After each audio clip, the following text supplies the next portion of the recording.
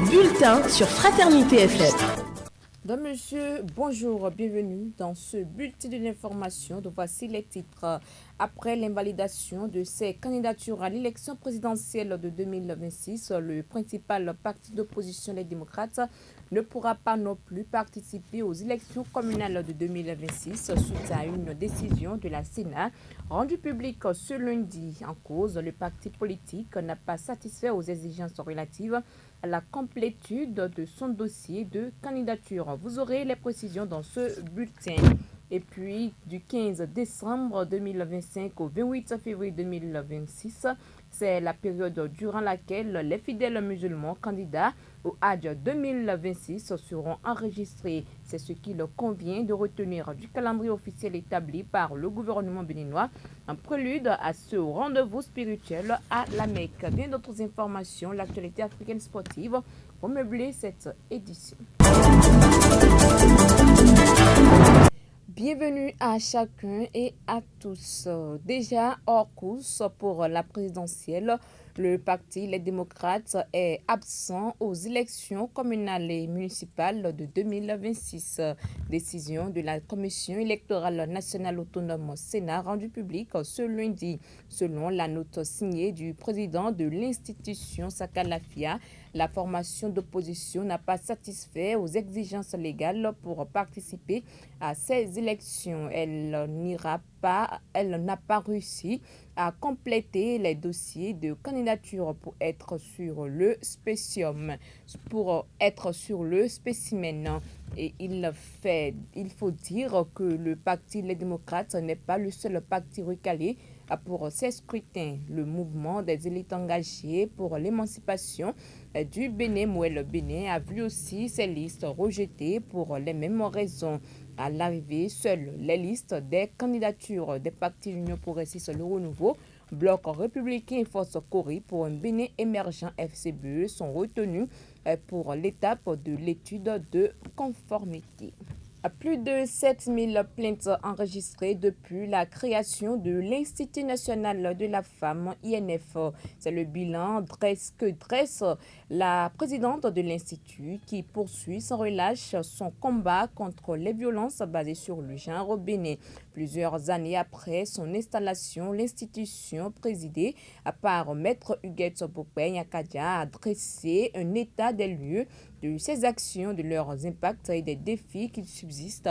Et selon la présidente de l'INF, d'importants progrès ont été enregistrés dans la sensibilisation et la prise en charge des victimes à travers des campagnes d'information, des descentes dans les écoles et les communautés, ainsi que la mise en place de mécanismes d'écoute et d'accompagnement. L'Institut a contribué à briser le silence autour des violences faites aux femmes et aux filles. Huguette Bokwe Nyakadia, présidente de l'INF.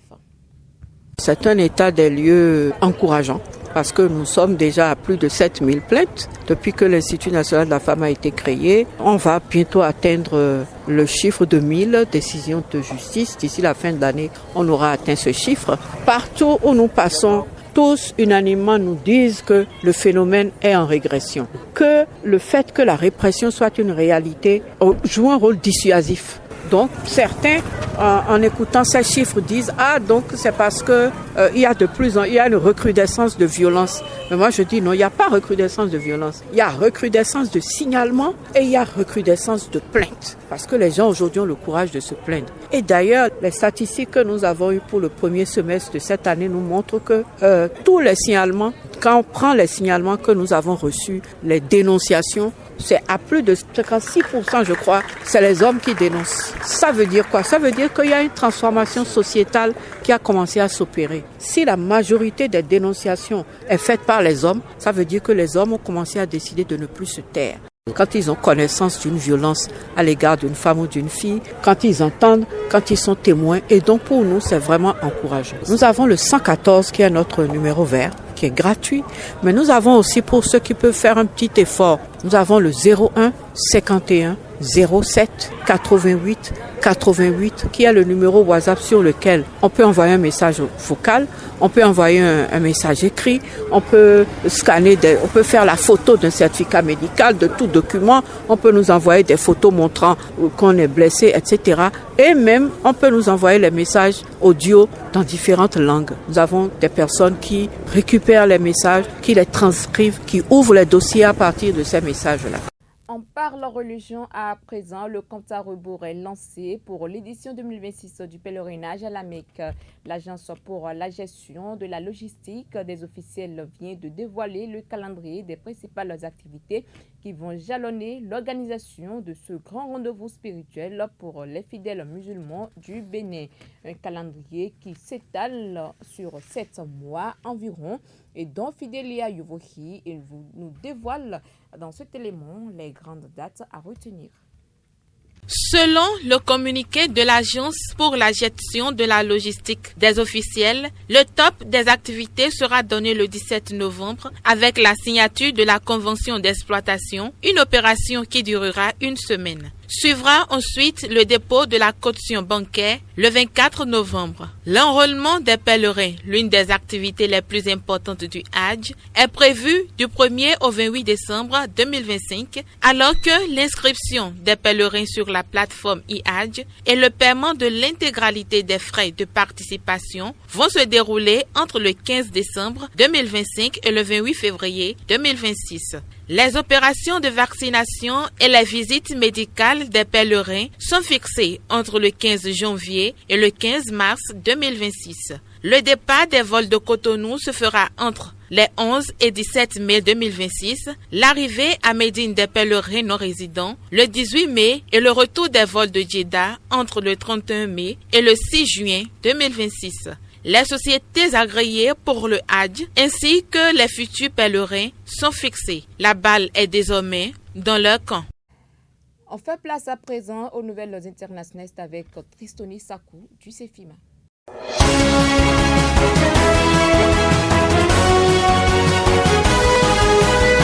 En République démocratique du Congo. 2 ans après les élections générales du 20 décembre 2023, la Commission électorale nationale indépendante, CENI, du pays, comparaîtra prochainement devant le tribunal de grande instance de Kinshasa-Gom. L'origine des poursuites réside dans une plainte déposée en octobre dernier par un ancien député et professeur d'université, alors que l'affaire sera examinée publiquement le 5 décembre prochain au tribunal et que plusieurs dizaines de candidats aux législatives de 2023 se sont retrouvés dans le cas de Sam Bokolombe Batouli. 5 d'entre eux ont d'Ores et déjà annoncé vouloir lui emboîter le pas. Au Gabon, pendant ce temps, si l'ancien président gabonais Ali Bongo ne fait pas partie des accusés, son fils aîné Ouredine, son épouse Sylvia, ainsi que 11 de leurs proches qui occupaient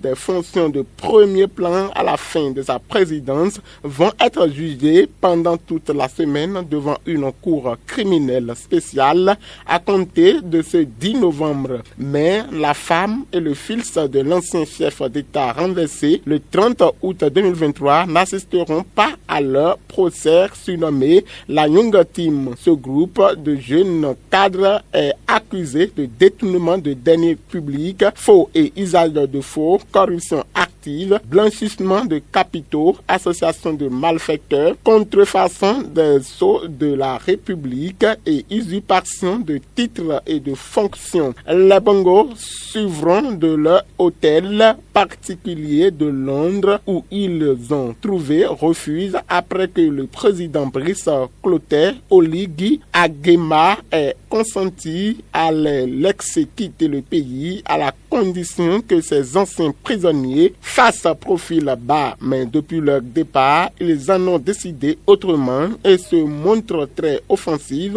envers les nouvelles autorités gabonaises.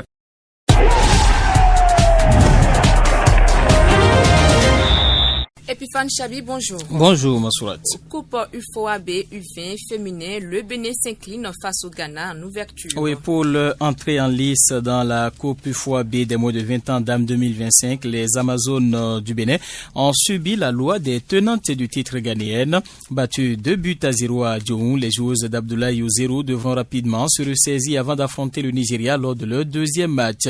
Il faut préciser que cette aventure des Amazones des moins de 20 ans débute donc par un revers. Les joueuses de Abdoulaye Ouzérou ont peiné à entrer dans leur rencontre, subissant la domination technique et physique de leurs adversaires.